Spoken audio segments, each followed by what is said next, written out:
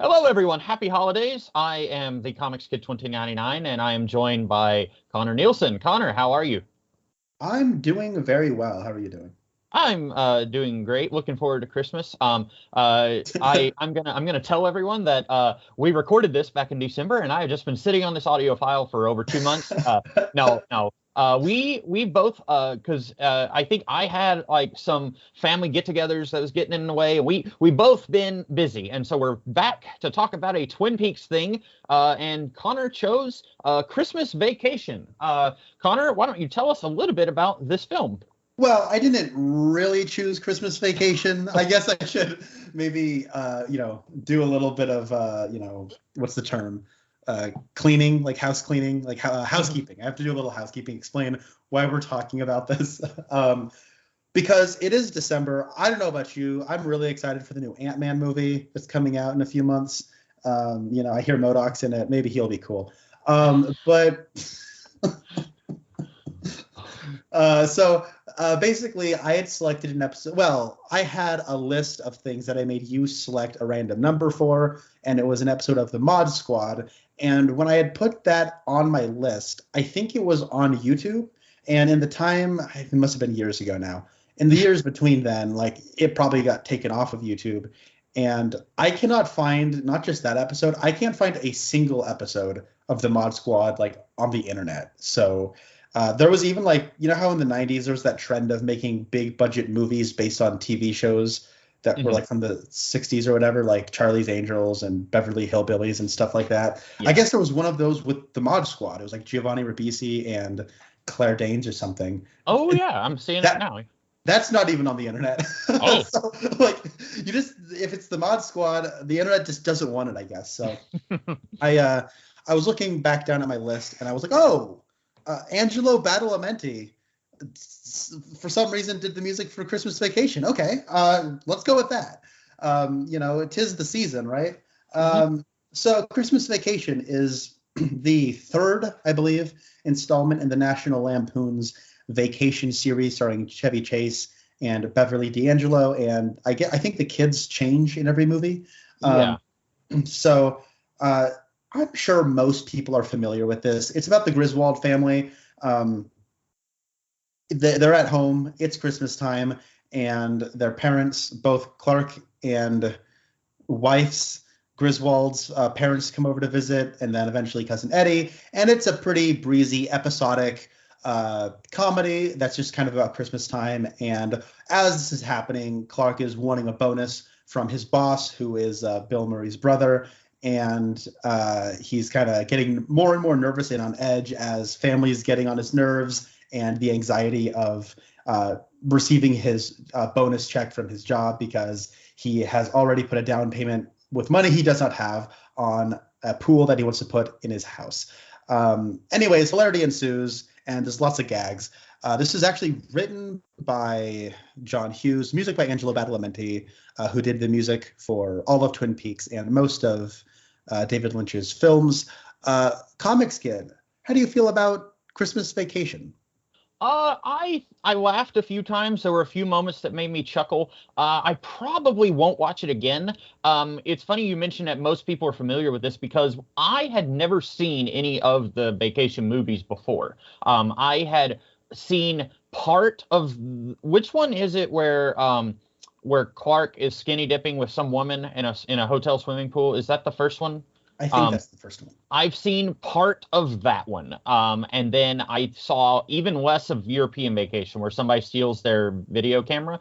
And like that was all I saw where some guy stole their video camera. And so I knew of this franchise, but I didn't realize there were that many movies in the series because there was a spinoff with Cousin Eddie, and then there was another movie with this branch of the Griswold family with like you said they recast the kids in each movie, and that's probably one of the funniest parts of the franchise for me. But I enjoyed the movie, but I also um, and this, I mean, maybe I'm just looking at it wrong, but I feel like the movie is kind of trying to tell us that Clark is like a wholesome family man, and I feel like Chevy Chase is just wildly miscast here. Like, there's several moments here where I'm just like, he's becoming Chevy Chase, and that he's not being the wholesome family man that I feel like the movie is telling us he's supposed to be. And it could be that I'm just misreading it. But like at one part after he meets his boss, and then there's all those people leaving, and he's like, Merry Christmas, Merry Christmas. And then he starts like cussing them out under his breath.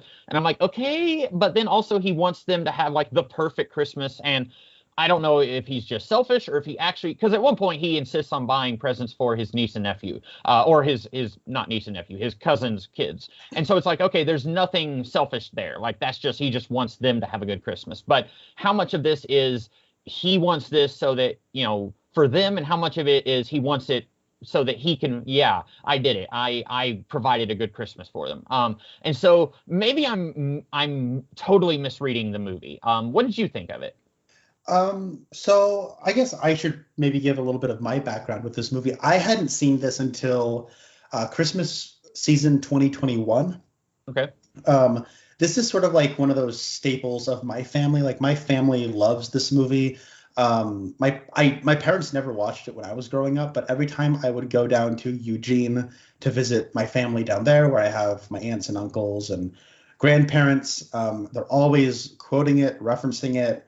And it's like it was on TV, so I would see like scenes. I never knew in which way they related to the other scenes, but like the scene where he's in the attic, I saw that like 4 or 5 times growing up. And so it's like I knew what this was. It was sort of like the cynical Christmas movie. And whenever there's like a family get together, like everyone does like the gag where I pledge allegiance to the flag of the United States of America, amen bit. I don't know, like I was always wanting to watch this whenever Christmas time rolls around, but I was always thinking, well, I want to watch the original Vacation first, and then I'll watch the Christmas Vacation. But I never remember to watch Vacation until I remember I have to watch it if I want to watch Christmas Vacation. So I was like, you know what? I'm never going to remember to watch the original Vacation on my own volition. So I finally just broke down a little over a year ago and just watched this. And this is my second time watching it.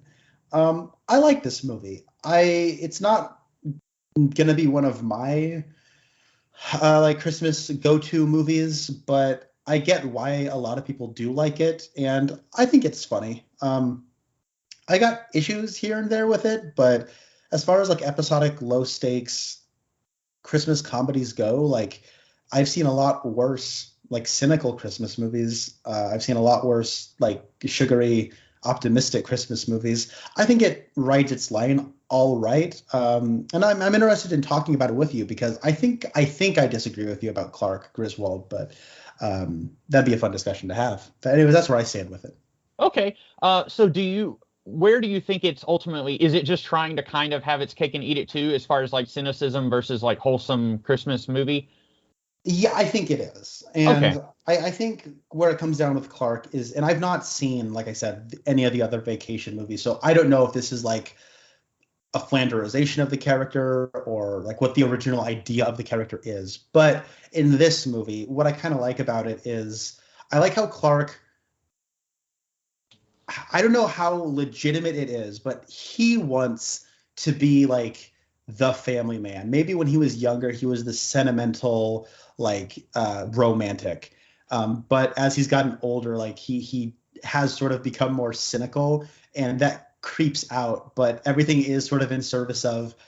I've never seen it, but I know the original film. The premise is I want to take my kids to Wally World because that's where I went to when I was a kid, and I have all these like fond nostalgic memories. And this is kind of a similar thing where I have all these fond nostalgic memories of Christmas time and the family all being together, and I'm trying to recreate that. Maybe I say it's for my kids, maybe it's really just secretly for me. Maybe it is.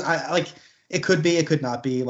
But at the end of the day, like his actions are kind of commendable, but he is sort of cynical, kind of selfish, kind of a scumbag, and so he kind of rides that line between being likable and kind of being a scumbag. And I think I kind of like the way the movie rides the line, and I do like the way Chevy Chase kind of threads that needle too. Okay. I think maybe you helped me kind of, because there is the scene where he's trapped in the attic, and he finds some old Christmas films, home movies, and he starts watching them, and he's crying, and he's enjoying, like, oh yeah, this is what it's all about. And I like your take that he is cynical about it also. Like, he works at a company that, like, that one guy, I don't know the actor's name, but he played Chandler's boss in one of the later seasons of Friends. But he seems to be friends with Clark. But then other than that, like, Clark seems to know that his boss is just kind of sleazy, and it's like, I have to deal with this guy for the whole year. And so maybe that has kind of corrupted him a little bit. So I was a little hard on the movie. I like your take on it. I think that's good. And incidentally, I guess I should say I am a Scrooge when it comes to Christmas. As a kid, I loved it. And I mean, admittedly, it's going to sound greedy, but when I was a kid, I loved getting presents. Now I do enjoy finding a gift for someone else, and like, it sounds hokey, but on it, like, even a Christmas or a birthday, I love watching the person open the gifts and be like, okay, do you like it? Hopefully you like it. And so I get excited about that. And obviously I do enjoy the stuff I get, but I do enjoy more, I think, getting gifts for other people, my immediate family anyway, but because I did a Secret Santa this past Christmas, and boy, was that stressful, because I realized I don't know what this person has. I don't know what but it worked out, because I did not stay for the party because I got sick, but I later, when I went back to work, the person was like, so it was you, right? Because we were all announcing who did it, and I was like, oh, I thought this was supposed to be a Secret Santa, but okay. But yeah, working, I've never worked actually in retail, but I did work in a store where we sold Christmas stuff. It was not a retail store, it was a used thrift store kind of thing. And I hated the Christmas music. I hated hearing it every day for a month and a half. I hated putting together Christmas trees. That we not only were we putting together Christmas trees in Christmas time, but my boss at one point wanted to have Christmas in July, where we closed the store for a day and spent the whole day putting up Christmas trees, just to sell some of our surplus Christmas product in July. I've always hated the commercialization of Christmas. If it was me, I would, like, if I was the emperor of the planet, I would ban, like, all mentioning of Christmas until, like, a week before Christmas. And, like, once that week hits, you can get excited. You can start, singing your carols and, watching your Christmas movies. But, November, let's just celebrate the parade, the Macy's Day Parade, and let's just eat some turkey and not do Christmas stuff. And so for me, like, I think what resonated the most with me was when Clark's wife said, it's Christmas. She said this to her daughter. She said, it's Christmas. We're supposed to be miserable. And I was like, yeah, this movie gets it. And so I was probably looking for a little more of the cynicism in this movie than what the movie may have been willing to provide. But what about you, Connor? Were you kind of... That makes sense. And I'm glad you brought that up, because I feel like in a lot of ways, I am the Clark Griswold here. When I was a kid, I was absolutely I love Christmas. It wasn't just the presents, it was the atmosphere, it was seeing family I didn't see all the time, and it was having the time off from school, and it was like it was magical, and puppies and rainbows, and I mean, it was the Northwest, so we don't get snow, but like I loved that. It was like this magical whatever. And I remember in my later teens and earlier 20s, it's one of those, I want to recreate that feeling. And now I'm just like, this last December, I guess the Monday after Thanksgiving, starting that day, I worked 25 days in a row. Ooh. And most of those were 10-hour shifts. I was miserable. It was like one of those things where I was so far past beyond burnout. Like it was like being at work was my status quo. Mm-hmm. It's like I didn't have time to do laundry, so I was like running out of clothes by the end of it. Like, it was rough. Yeah. And so by the time Christmas came around, I'm like, oh yeah, it's Christmas time. I guess I have to buy people presents. I have like no time to go Christmas shopping, and I had to like pay off like a parking ticket. So like, like parking ticket. So I had like not a lot of money. And so, and I love my apartment, but I'm the only one who lives here now. So I have to pay the entire rent. Like, it was very much like, sorry, being an adult, everything costs money. Christmas comes second. Sorry, everybody, I got you gift cards. Like, I felt so lame, and the idea of it, being Christmassy or whatever, like, it'd be nice, but like, I got all these more important things to have, go on here. So honestly, watching this in February of all times was kind of like apt and like the best way of doing it, where it's like, I'm not even watching this during Christmas time. Yeah, sounds about right. Mm-hmm. But I also like the kind of cynical side of like, Clark is trying to just schmooze his boss, and it's like, buys him like a gift. And it's like, you look at all the other gifts that the other employees have tried to schmooze him with, and they're all shaped the exact same way. Like, yeah, that kind of stuff was funny and kind of hit for me. But anyway, sorry, I interrupted you. What were you gonna say? No, for one, I think Brian Dole Murray has never looked more like Bill Murray than in this movie.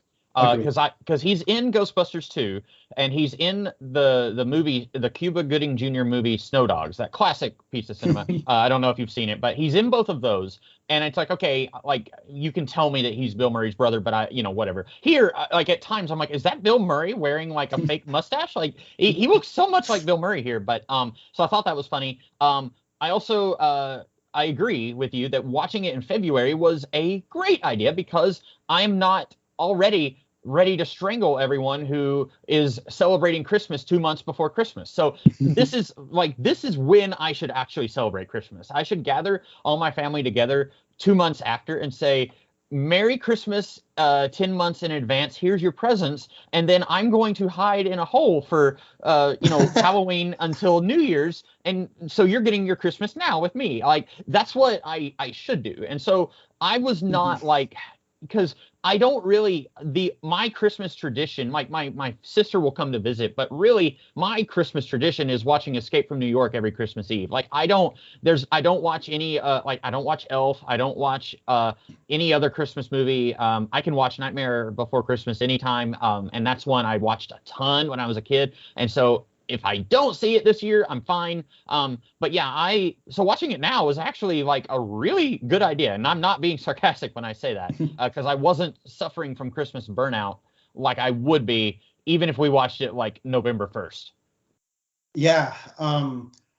You brought up Elf, and I think what I was thinking about this while watching the movie. One thing I kind of like about the angle this movie has is Elf is for people who work retail during Christmas. Like, you have like the Zooey Deschanel character who's like has to wear the stupid elf costume, is obviously miserable, hates listening to the same songs over the radio every time. This is like for people who have to work like office jobs during Christmas, where it's like it's that angle. Like, it's divorced from the I hear the same music over and over again. I have to deal with annoying customers. It's about the guy who is the annoying customer. It's like, I like that about this. And, I am the one who has to host everyone. I have to deal with annoying old people. I want to be the guy who's entertaining to the kids, but the kids think I'm lame. But what I kind of like about this, like the heart of this movie, is that you have Clark, who just wants to make Christmas nice for his family. And maybe he has some ulterior motives. But at the end, maybe it is just like a way of recapturing Christmas for himself. But on some level, he does want to do this for his family, right? And at the end of the day, his actions are doing this for other people. And it's like, I like how you have that moment with his dad towards the end where he's like, Christmas was wonderful when I was a kid. How did you do it? And his dad's like, I did it with a lot of help from Jack Daniels. And it's like, you realize that like it was special for him as a kid, but the kind of stress he's going through right now is the same kind of stress that his dad was going through. And we keep cutting over to Rusty, and it seems like he's just like the kid who's like rolling his eyes. He's like kind of over it. But I kind of think that these are the experiences and the years where when Rusty gets older, he's going to be looking at these events with the same rose-tinted glasses that his dad looked at his childhood with. Mm-hmm. Yeah. I also, Rusty is the guy Leonard from The Big Bang Theory. I don't know if you've ever watched The Big Bang. Whoa, really? Yeah. He looks totally different here, but because I knew that he acted when he was younger, but I thought, okay, he started acting like on Roseanne, and that would have been like a little bit after this, and he like if you go Google John Galecki, Roseanne, it's like, okay, I can tell that that's the guy, but he's younger, and I saw his name in the credits, and I was like, okay, who is he going to be? And then I realized, I was like, oh, it's the kid. And I was like, he doesn't look anything like him, but that's him. So I thought that was a fun. And have you ever watched Natural Born Killers?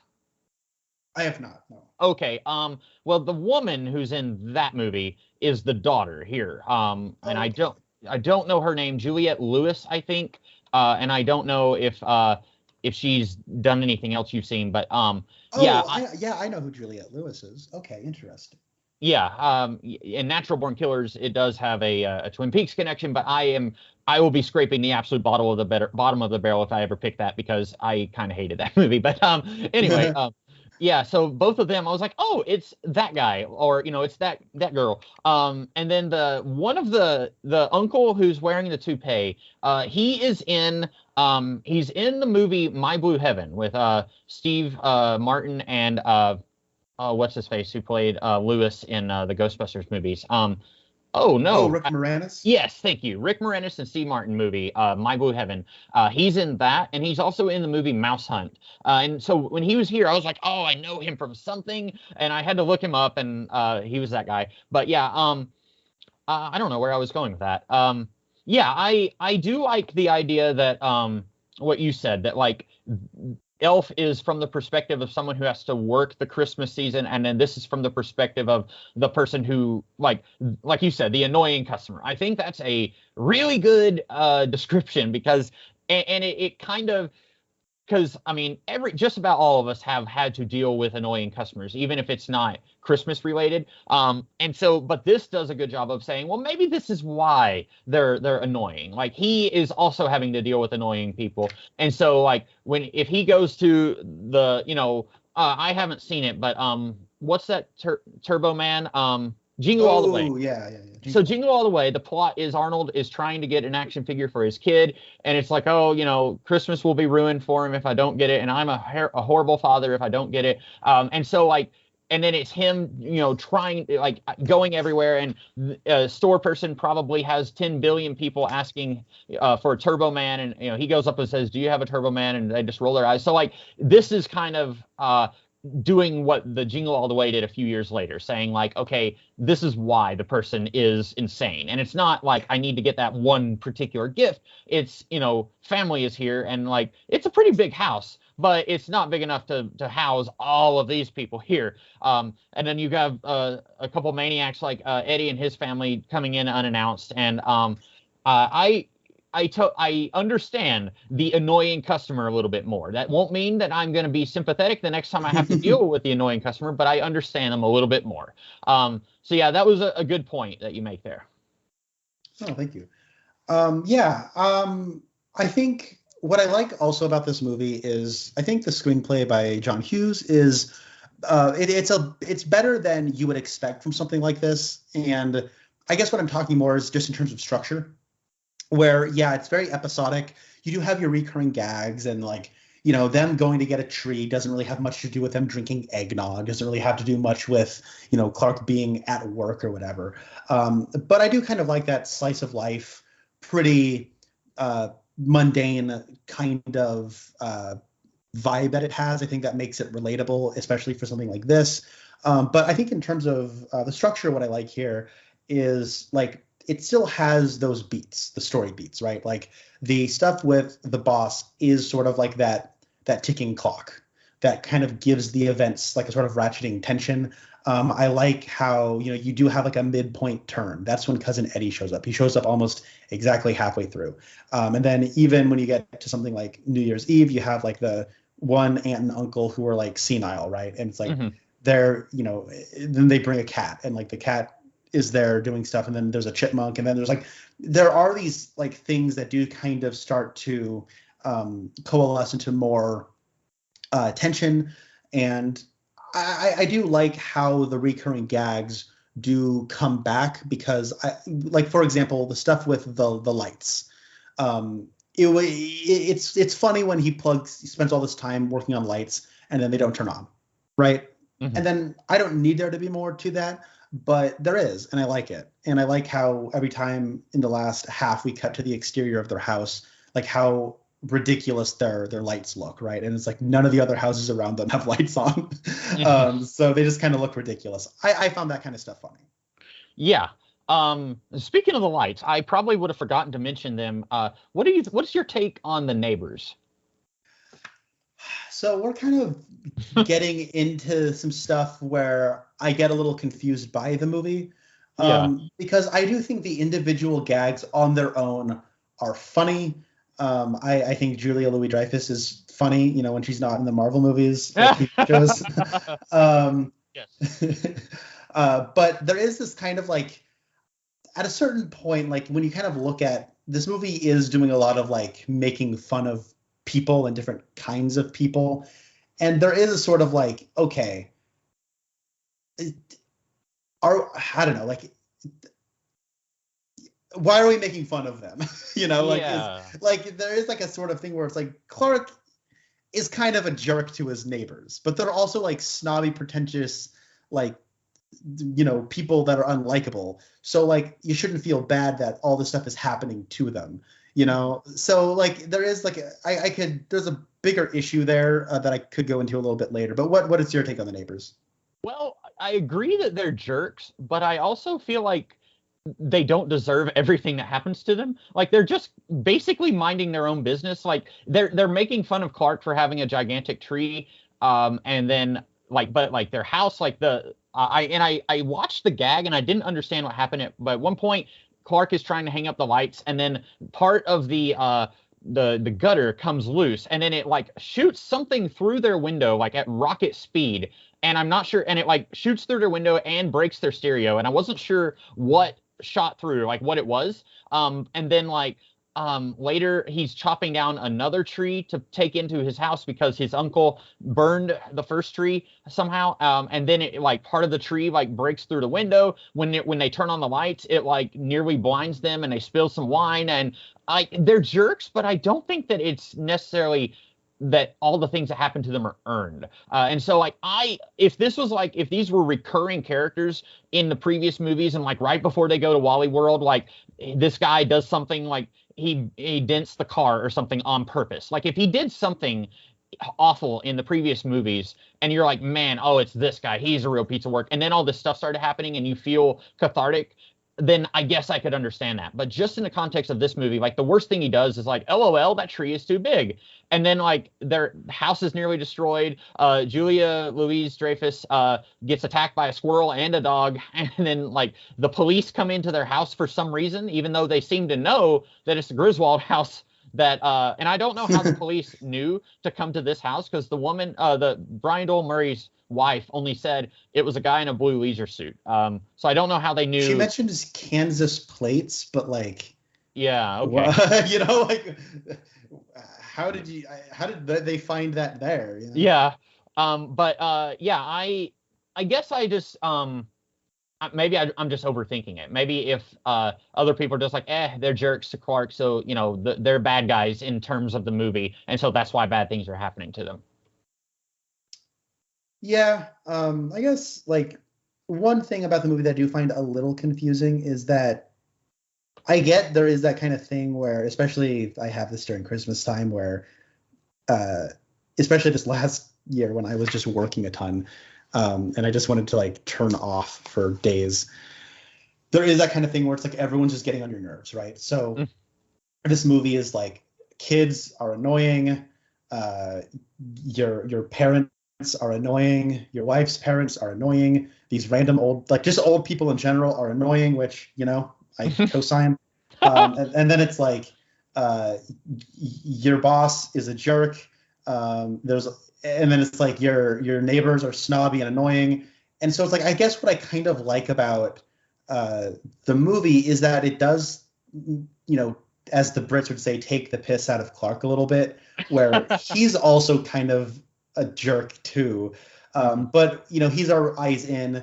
but and then also like when Cousin Eddie shows up, it's like poor people are so annoying, right? And it's like there is this kind of like thing where it's like, okay, even though I do think the movie has a little bit more self-awareness about Clark being a scumbag in a certain way, there is like this kind of just punching down at everybody that kind of gets on my nerves, and like not maybe gets on my nerves is a little strong, but like I said, it confuses me a little about like how much am I supposed to be like, I'm Clark, everyone else they're beneath me, they're more annoying than I am, they're poorer than I am, or they're richer than I am, and you know, it's like they're snobbier than I am, they're this, they're that.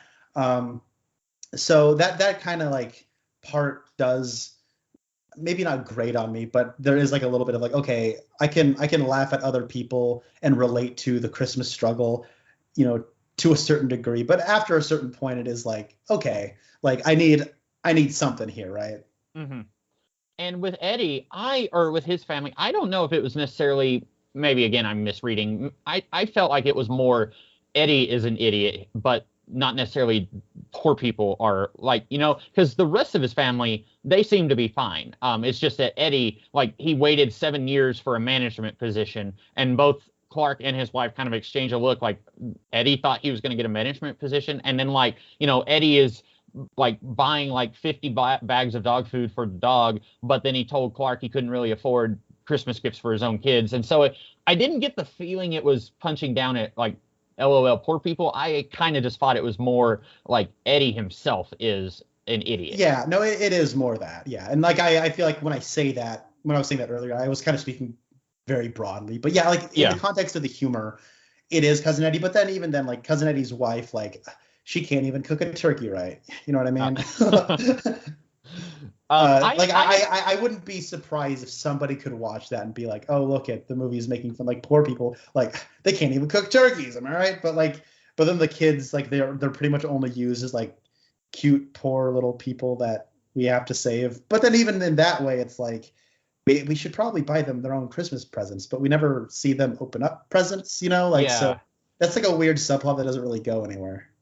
Yeah, and that you would think at the end when it's like, even though like the sewer explodes and the Santa sled gets launched into the atmosphere, like even though all that happens, and so I'm still kind of like wondering, okay, is this movie at the end of the day, is it more of a like, haha, Christmas is kind of like we're all supposed to be miserable because it's Christmas, or at the end is it more like God bless us, every one of us? And I agree. I would have liked to have seen the kids open the presents, like at least the two cousins, since they spent like 2 scenes on that.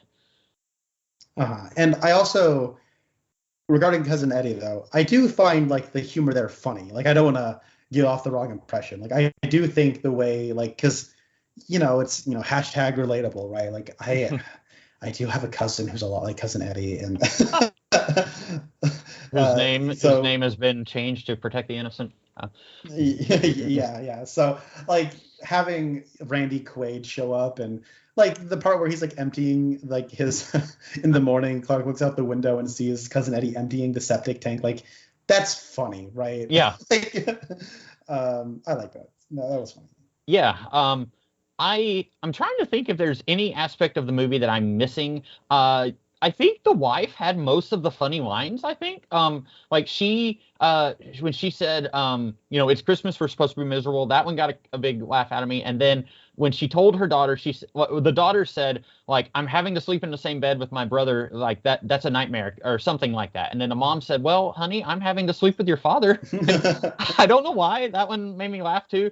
And then at the end, when the police have all busted in, and then they're all like freeze, like they're all in freeze mode, and then Clark's wife introduces herself to Clark's boss's wife. Like she shakes her hand, and then she moves her hand back to like where it was, but she grabs Clark's crotch. I don't know if you noticed that. I did, yeah. And so it's like, oh, like I don't know, that's like a quick little, like if you almost wouldn't notice it. But I feel like she had some of the funniest moments in it, and she's kind of just the straight man. But yeah, and I guess I should say, like, a lot of the, I guess, screwball antics, I don't know how else to describe it, but, like, a lot of it is stuff that I over the past like year and a half, my dad has discovered Spin Gully, who's a TV host who watches movies, and then like in the commercial breaks he talks about the movies and stuff. And before Spin Gully comes on, the Three Stooges comes on, and I've realized I absolutely detest the Three Stooges. Like I don't think that they're funny at all. And I don't think it's necessarily like a generational thing.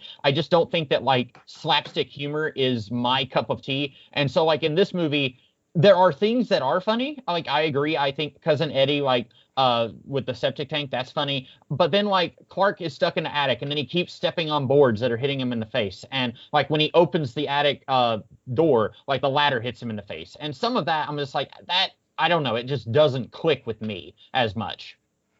No, I agree, and I agree with you on actually both accounts. Like I think Beverly D'Angelo as Mrs. Griswold is kind of the MVP of the movie.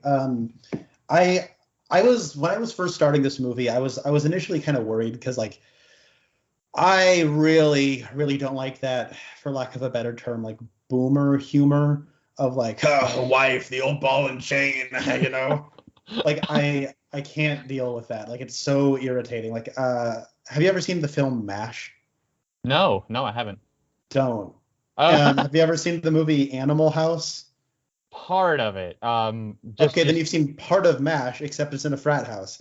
So like that whole like, yeah, we're baby boomers, greatest generation, our ass, we're wild, crazy, whoa. Like I don't like it, and I get that it's like it's important, like in a lot of ways, like what we think of comedy now is heavily influenced by that. We wouldn't really have what we have without like Robert Altman and John Landis doing what they did, and John Belushi and all that type. But like, and it's not like there aren't funny parts in those movies. It's just like the general ethos of like we're just we're just the guys. We're gonna drink beer, you know. old women, right? Can't live with them, can't live without them. Like it grates on my nerves. Like I don't like that, and I was worried when I was first watching this movie that like Beverly D'Angelo was just going to be the shrill harpy, right? Where it's like, God, my wife, gag me, am I right? But I like having sex. What can I say? like that's what I was worried this was going to be. But actually, like Clark loves and respects his wife, even though he does like other women. You know what I mean? Like, yeah, like he is kind of a scumbag in that way, but he doesn't.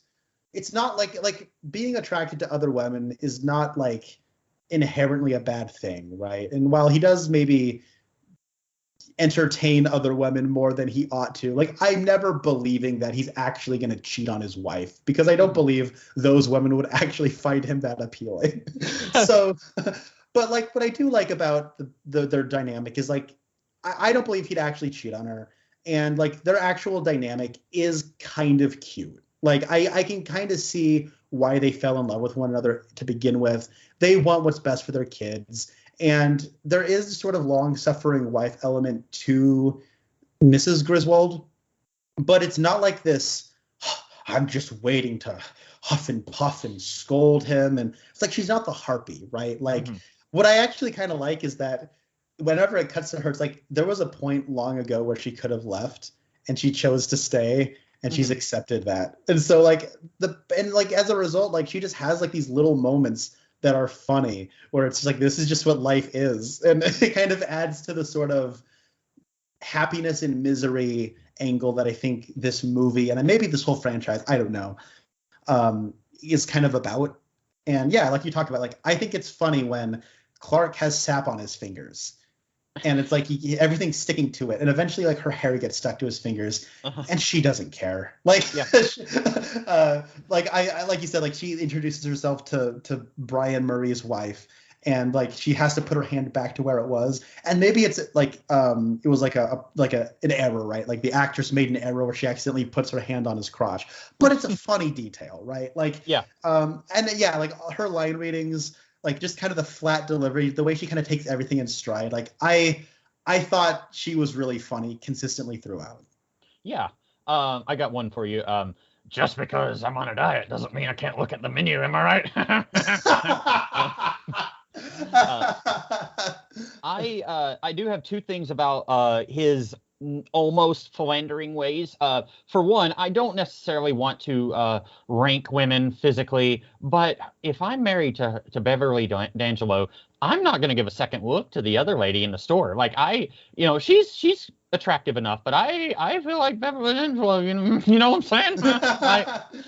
But yeah, I agree. Like his and I think that was also kind of a big part of. I don't know about European Vacation because I've seen about 10 seconds of that one, but the other one I've seen a little bit more of it, like where they actually get to Wally World and like the ant. Like I've probably seen more of that one than I realize. It's just been so long that I don't remember enough about it. But I do remember there's a woman that like on their way there, he keeps like they keep running into each other and he's like kind of smiling at her while they're driving and stuff like that. So that's probably like a holdover from that one anyway. Have you ever watched Modern Family? I've seen a couple of episodes. I Okay. remember when it first premiered, my aunt liked it, so when I visited her, like I saw a couple episodes from like the first season. But Okay. So Phil Dunphy, who played by Ty Burrell, I feel like the people making that show must have had either subconsciously or consciously, they must have had Clark Griswold on their brains because Phil is very similar to Clark, I feel like. He's a little less cynical jerk Chevy Chase, but like he is a family man. He loves his family. He's, the cheesy, goofy dad. And I could very easily see them doing an episode where Phil is trying to hang up the lights and maybe Jay comes by to try and help him and Phil is too proud to accept help and stuff like that. And then it's like, oh, he didn't plug it in, LOL. And also Phil is extremely devoted to his wife, but also he is like extremely attracted to his father-in-law's new wife. And so like there's a constant running joke through at least the first two seasons, and then it maybe comes back a little bit later, where he is like ogling what's her name? Flash Thompson's wife. Sofia Vergara. Yes, thank you. He is always ogling her. Like at one point, she's wearing a new dress, and he says, "That's a nice dress." She says, "Thank you, Phil," but she says it with an accent, and so he says, "Oh, okay," and he like starts rubbing her leg, and then his wife is like, "No, she said Phil with an accent," and so like. I could very now that I've watched this movie, I'm like, oh, that's where they got Phil Dunphy from. But with the show, when you have, I mean, that show lasted like 11 years, I think. It lasted a long time. And each season is like around 20 episodes. You have more time to also showcase the sweeter moments of a character. And so that was why I was a little bit more confused on what we were supposed to be gathering from Phil, or I'm sorry, from Clark here. Is he like someone who is constantly eyeballing other women, or, is it just like every once in a while and his wife tolerates it because, deep down she knows he loves him, or she sees how devoted he is to the kids and stuff like that. And so I feel like in a movie, it's harder to nail the direction that you're trying to go when you're doing like a multifaceted character like that. Yeah, no, that's a good point. And that's the thing about these movies that, like, growing up, I always assumed there was like a TV show called like The Griswolds or something, and the vacation movies were based on that because everyone talks about because growing up, people talked about Clark Griswold like he was Homer Simpson, or Archie Bunker or something, And so, I guess you're right. Like the setup here does feel a lot like a sitcom, but it's a movie series. So interesting. No, I'm glad you brought that up.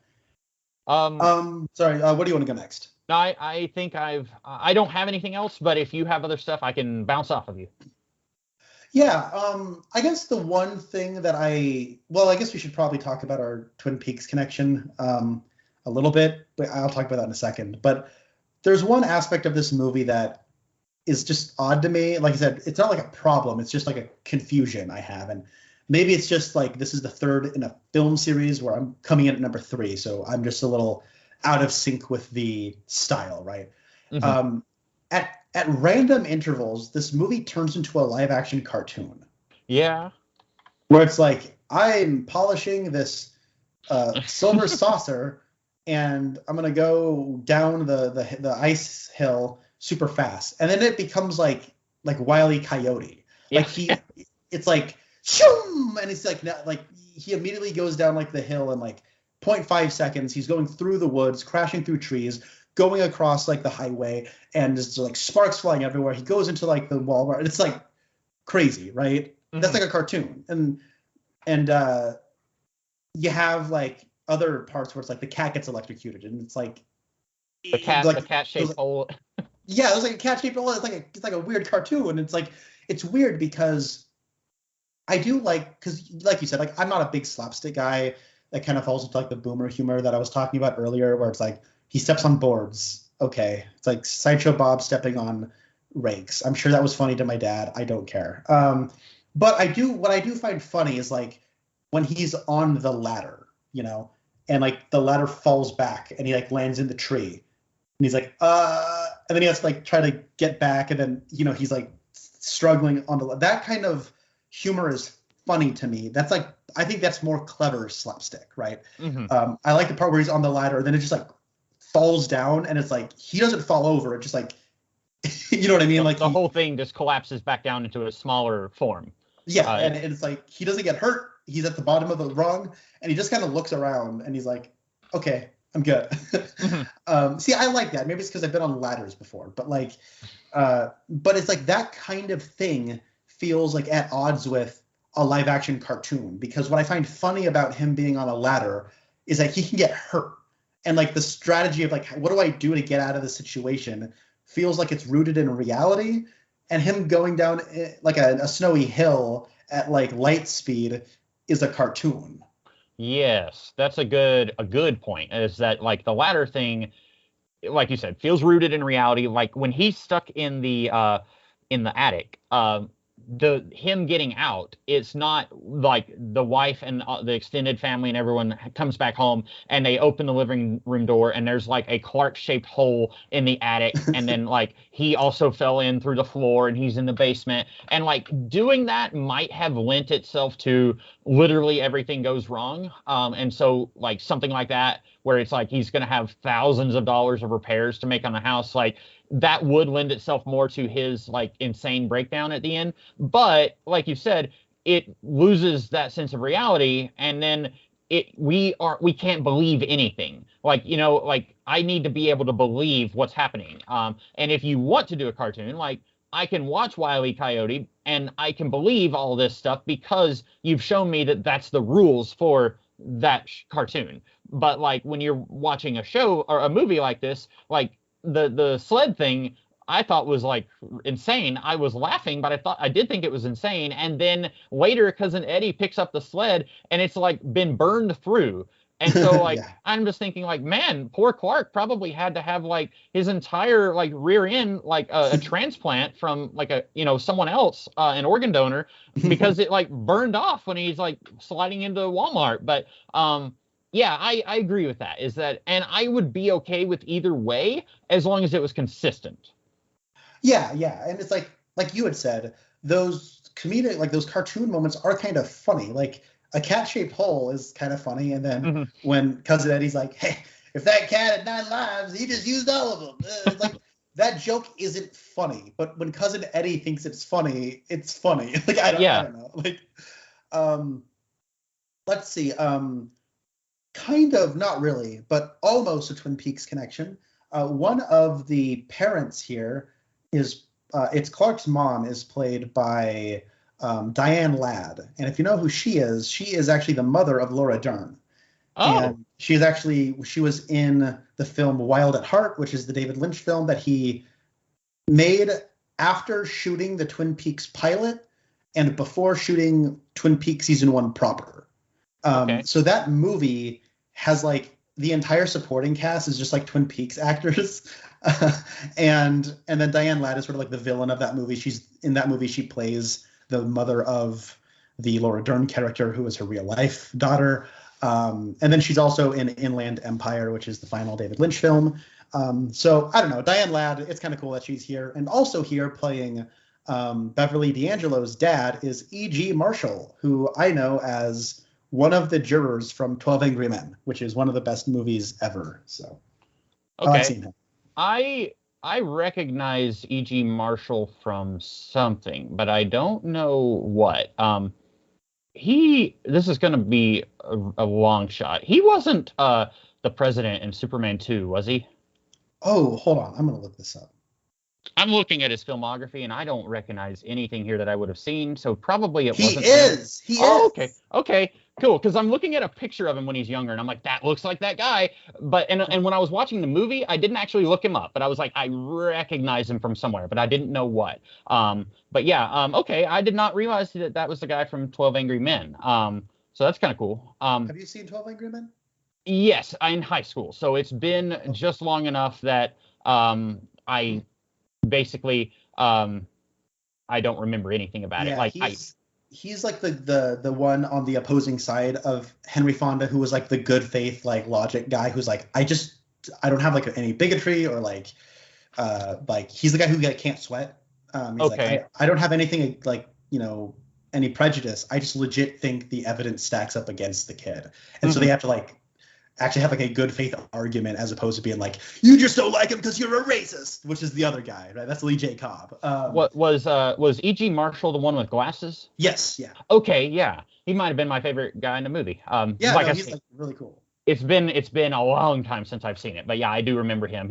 Was he the last one to or the second to Yes. last one to yeah, that's just a spoiler. Sorry. For I think everyone knows what 12 Angry Men is, so it's yeah, fine. and it's a 200-year-old movie, so I'm good. Um, Yeah, no, what? he's kind of like the last holdover, right? Like, Okay, yeah. What about let's talk about Angelo Badalamenti. When did he pass away? 'Cause it's I been think in November. okay. Because I remember thinking like, oh, we need to do something about that. And so when you had we had our emergency like, uh-oh, we can't do Mod Squad, and then you said let's do this with this, and I thought, oh, I don't think we've ever done he actually died in December of last year. But so I don't think we've ever done something with the music connection. So that was a good deep cut, I guess, for our choice here. Yeah, and I mean, I guess him dying in December, going for the Christmas pick. Hmm. I guess it's not the kind of Angelo Badalamenti score you would think it is. Like usually he has like the synthesizers and he has this very trademark sound.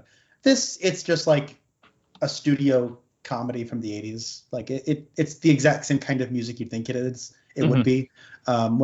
When things are going crazy, the music's like bum bum bum bum bum bum bum bum bum bum bum bum bum bum. You know what I mean? Like Hmm. it's that kind of stuff.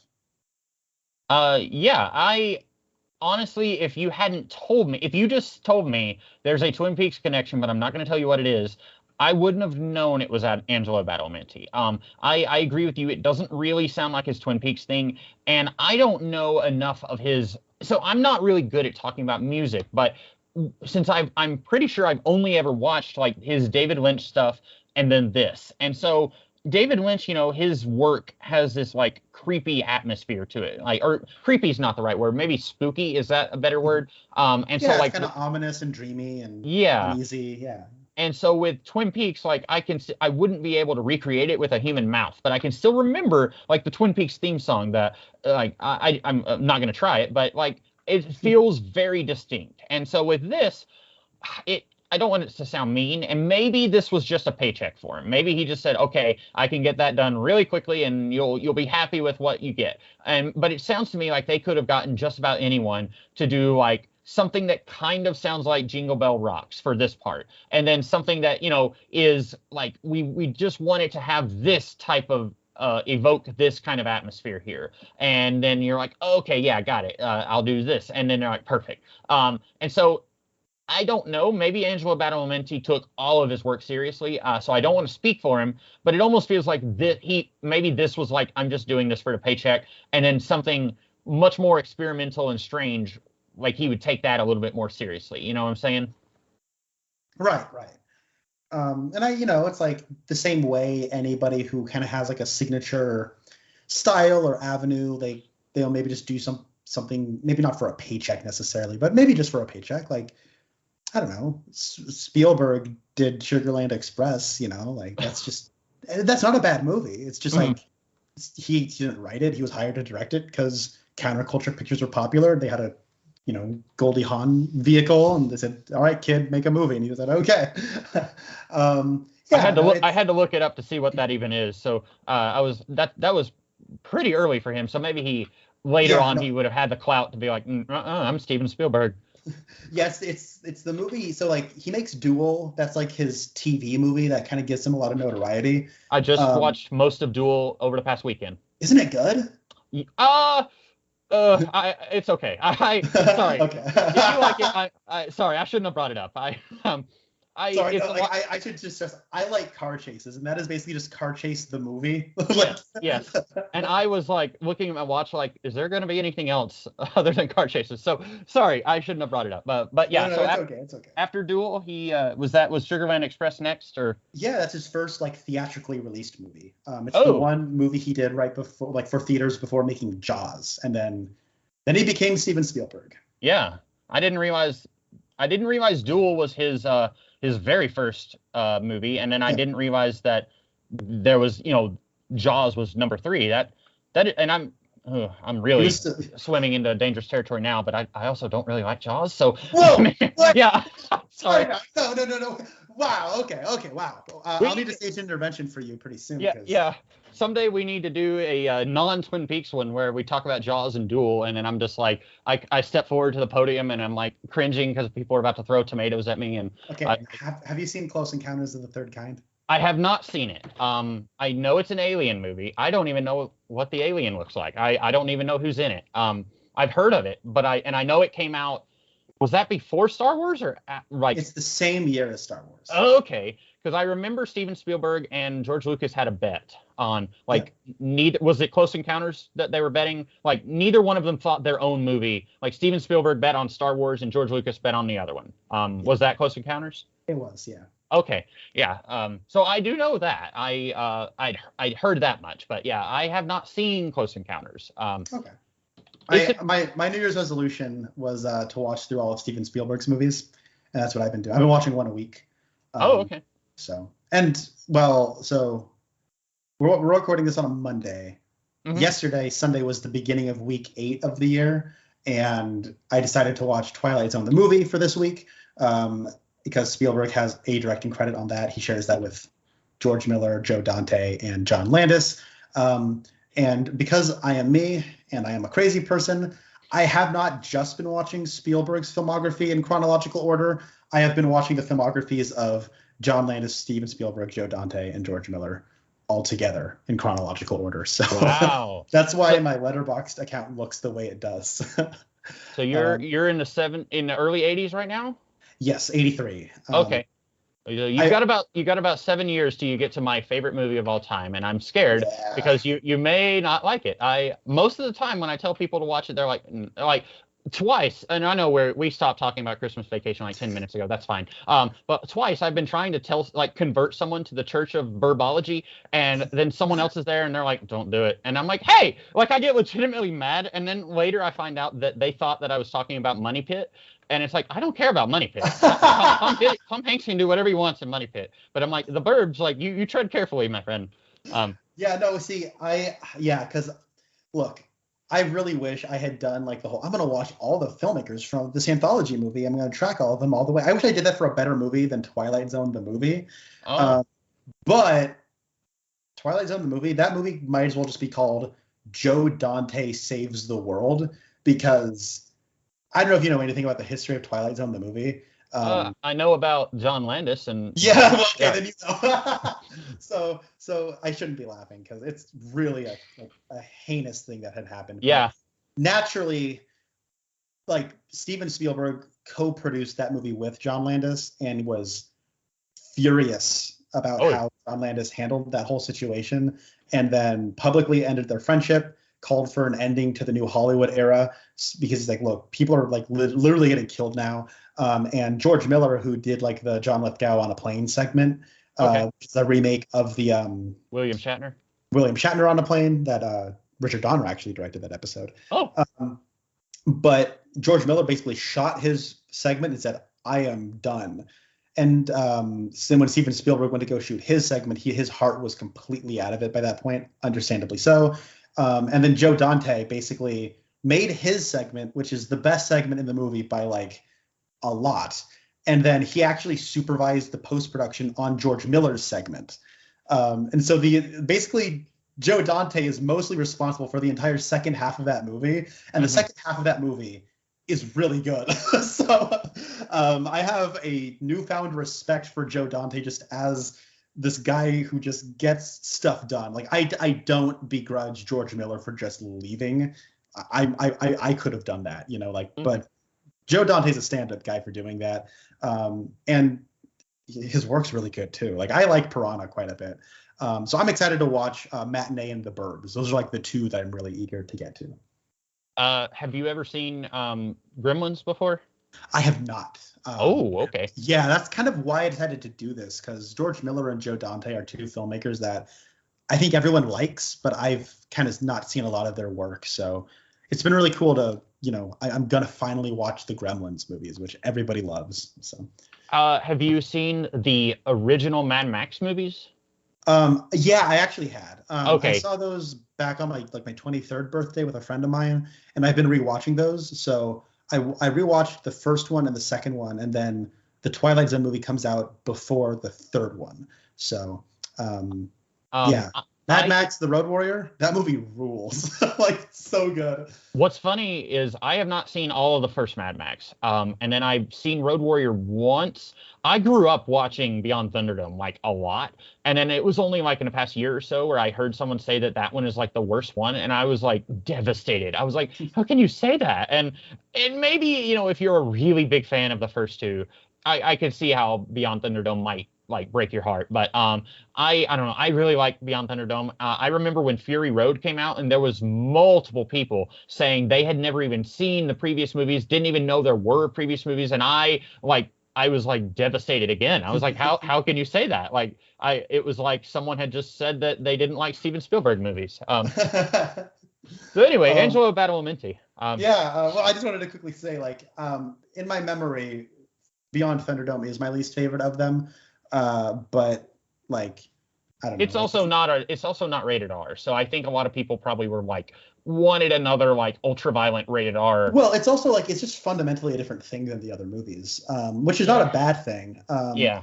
It's just like it's kind of going for like what I do like about it is it's this crazy Australian man showing up in 1980s American Hollywood and being like, okay, I'll make one of your guys' movies, and then he does it his way, and it is kind of crazy. So that's cool. George Miller, God bless that man, because he is cool. I know that we are so off topic, it's not even funny, but at a place I used to work, I worked with a guy. I had gone to high school with him, but I didn't really know him in high school. I don't even know if I had ever spoken with him. I don't think I had any classes with him, but then I was working with him at this place, and he was like, best way to describe him, he was a skateboarder punk in high school. And I mean, he wasn't like a bad kid or anything. He did skateboarding, but I was asking all of my coworkers what their favorite movie was, and when it got to him, he said Babe, Pig in the City, and I thought he was joking, but he said nope, and I was like, hell yeah, oh, okay, yeah. I was like, oh, okay, but I mentioned that because George Miller might be like John Halloween, They Live. Yes, thank you. I was gonna say John Connor, and I knew that wasn't right. John Carpenter can do like a different genre like every movie. Like, They Live is like a straight up sci-fi. Escape from New York is like a sci-fi without any actual sci-fi in it. And then Halloween is a horror movie. And then The Thing is like a horror sci-fi. And so it's like he can do like genre jumping, but George Miller puts him to shame with doing like Babe, Pig in the City, which is like a kid's adventure film. And then also it's like, now I'm going to do like these ultra violent like adventure, action flicks. Like I think maybe Robert Rodriguez probably is kind of similar to that, but I don't know if he did the Spy Kids movies, and then he did like Machete, but I don't know if he's in the same league as like George Miller. And then like George Miller's last movie, it was just Tilda Swinton and Idris Elba hanging out in a hotel room telling each other stories. Like it's this low key meditative drama. It's pretty good. 3,000 Years of Longing. Idris Elba's a genie in that movie. Yeah. Okay. Anyways, Christmas Vacation. It's pretty okay. I like it. If you had to to say your favorite joke, the part that made you laugh the most, what would it be?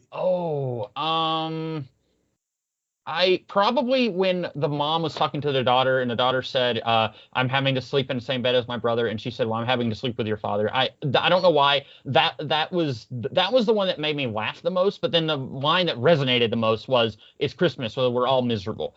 So those were the two bits, both of them with Beverly D'Angelo. Mm-hmm. What about Okay.